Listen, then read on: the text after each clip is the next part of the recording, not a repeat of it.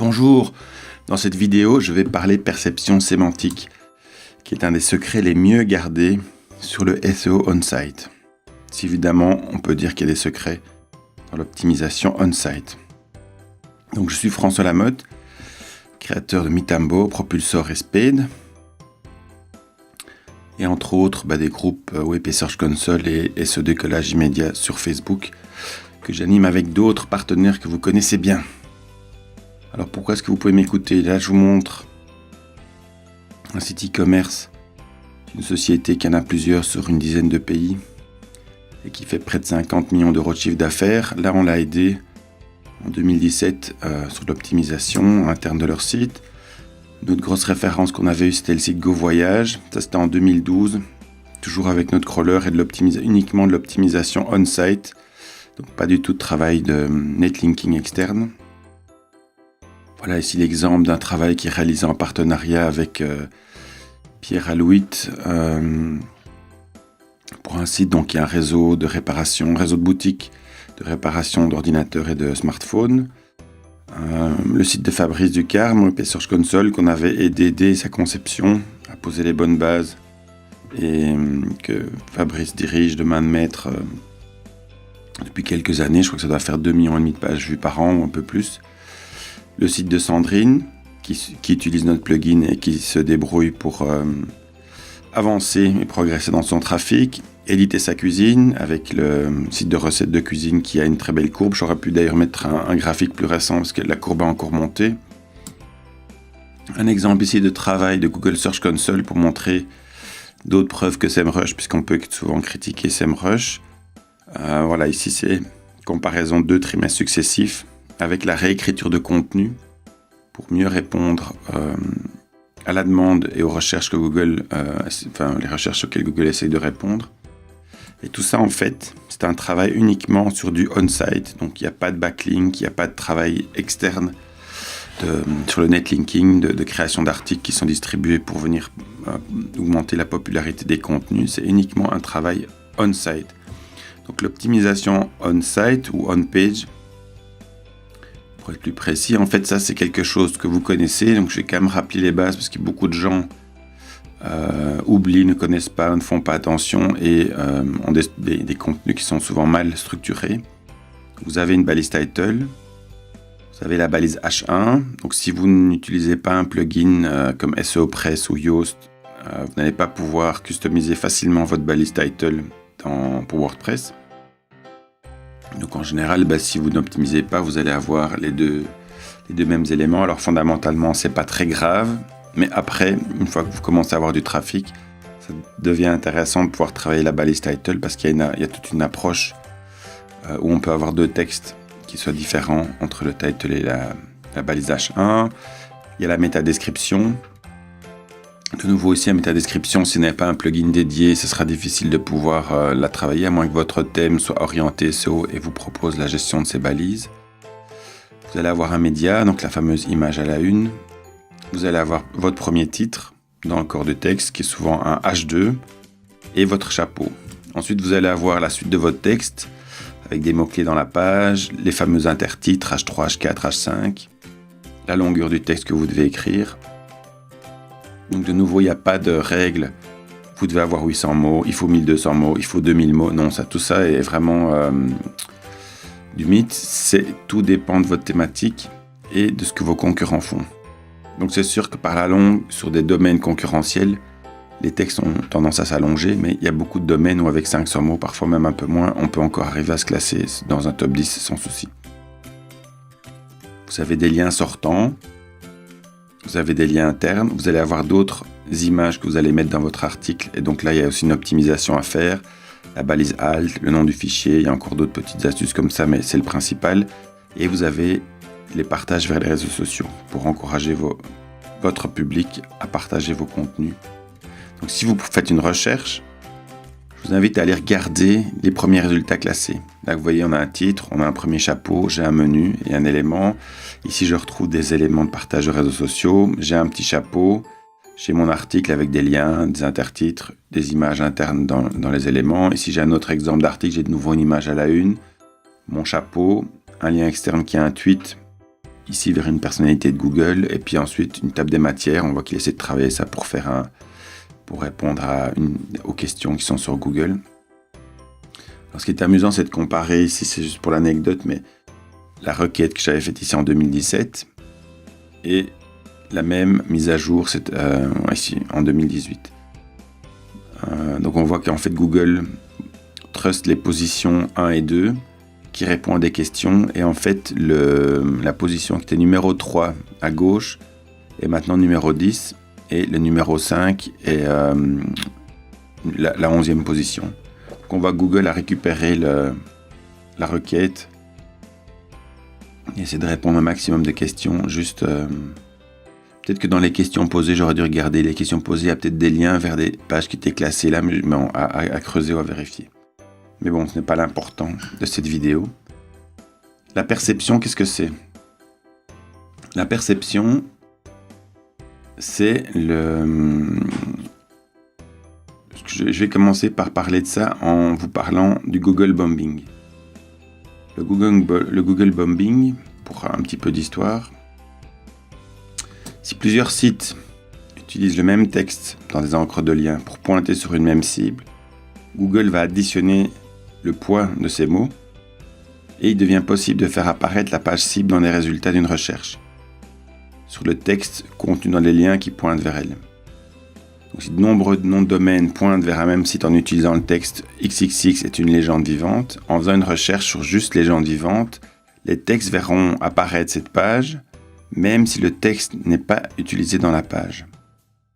Donc, je vais montrer ça comme exemple. Il y avait eu une requête assez connue qui était « Miserable Failure » et qui pointait vers le site de la Maison Blanche pendant la période d'élection de George Bush fils. Vous aviez eu ça par exemple avec des exemples avec le pire groupe du monde, pour un groupe qui s'appelait Creed. Il y avait eu ça avec Trou du cul du web pour Nicolas Sarkozy. Vous aviez ça avec Murder, donc assassin, qui pointait vers des pages qui parlaient de l'avortement. Donc ça, c'était des catholiques qui avaient créé cette Google Bomb pour faire ressortir l'avortement dans leur action, dans les résultats, pour motiver leur action. Donc concrètement, comment ça fonctionne ? Vous avez écrit votre page avec les critères que j'ai expliqués juste avant. En fait, votre page, elle va être optimisée pour une série de mots. Donc on va dire qu'on va avoir une série de mots de base. On peut dire qu'on va en avoir 7 à 10 qui vont être utiles. Ces mots vont être utilisés dans différentes logiques, dans des combinaisons, ce qu'on appelle des n-grammes, des mots associés par 2, par 3, par 4, dans des bouts de phrases. Donc il y a toute une série d'analyses qui sont faites par Google pour identifier ces éléments-là. Et ça constitue ce qu'on appelle le sujet de la page. Et donc, ce que je viens de vous expliquer avec les liens qui vont pointer vers ma page, ça marche autant pour les liens à l'extérieur du site que les liens à l'intérieur du site. La seule grande différence, c'est qu'à l'extérieur du site, il y a Google Penguin qui est passé par là. Et donc maintenant, les liens l'usage de cette sémantique est vraiment très très réduite. Et il faut faire très attention pour ne pas faire de suroptimisation et donc être pénalisé. Mais à l'intérieur de votre site, vous êtes totalement libre de faire ce que vous voulez. Ça, on parle de réputation des liens entrants. Ce que disent les autres de votre page. Donc c'est comme ça que le Google bombing fonctionne. Et donc le croisement des deux, cette réputation et le sujet de la page, c'est ce qui crée la perception sémantique. Si vous regardez sur le dessin ici, les mots qui sont en vert à droite et à gauche sont en fait les mots de cette fameuse perception sémantique. Ça veut dire quoi ? Ça veut dire que ces mots-là deviennent en fait des mots communs, mais surtout ce sont des pivots pour créer des variations de recherche pour classer une page. Donc c'est très important de comprendre qu'en fait on peut classer une page sur une variété de recherches. Donc on n'optimise pas une page pour une requête, pour 2 mots qu'on doit optimiser sur toute la page. On peut optimiser une page sur une variété de recherches autour de la thématique de la page. C'est vraiment très très important. Donc l'optimisation on page ne suffit pas à elle seule. Même si vous êtes rédacteur, vous arrivez à écrire des textes, l'optimisation on page ne suffit pas pour garantir qu'une page va aller être classée sur une requête donnée.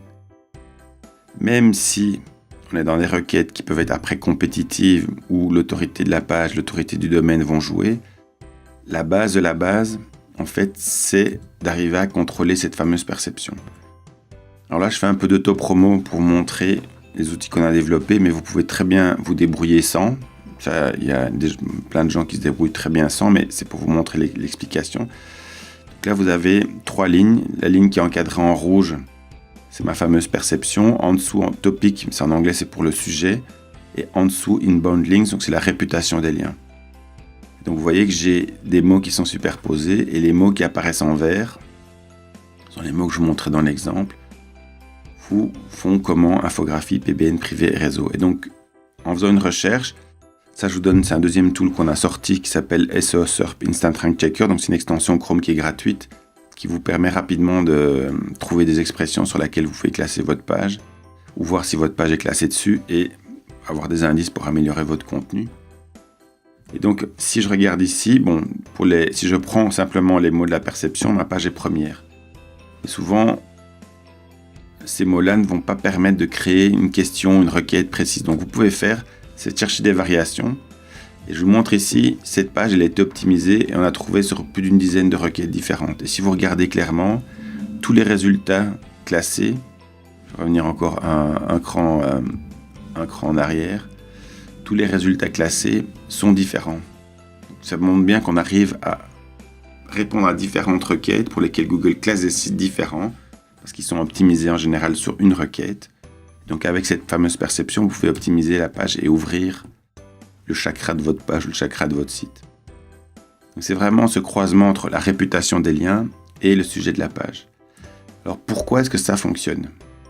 À l'insu de votre plein gré, c'est pour ça que j'ai repris cette petite blague-là. Pourquoi est-ce que ça fonctionne ? Eh bien simplement parce que la réputation à l'intérieur de votre site, elle est souvent gérée par ce genre de bloc. Continuez à lire et vous avez une série d'articles qui sont suggérés. Et donc, les encres de liens qui vont reprendre le titre H1 de votre page souvent, sont en fait ces encres-là qui vont se répéter sur 3, 4, 5, parfois plus de pages et vont créer cette fameuse réputation de lien.